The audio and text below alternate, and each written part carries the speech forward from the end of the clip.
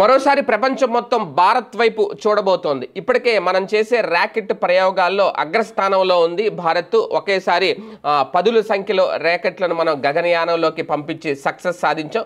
ఇప్పుడు మరొక అద్భుత ప్రయోగం, అది కూడా 2028 కల్లా చేయబోతున్నాం. అది కూడా గగన్యాన్ మానవ సహిత ప్రయోగం. అంటే ఇప్పటి వరకు ఈ ర్యాకెట్స్తో ఈ రోదస్లోకి లేదంటే స్పేస్లోకి నేరుగా మనుషులు వెళ్ళింది లేదు వీటితో. ఇప్పుడు తొలిసారి అది కూడా 2028లోపు ప్రయోగం చేయబోతున్నారు.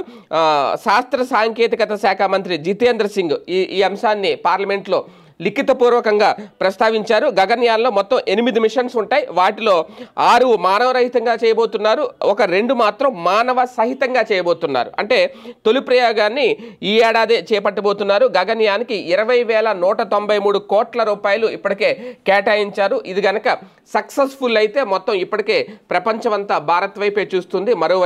మరోసారి భారత్ వైపు చూసే అవకాశం ఉంటుంది.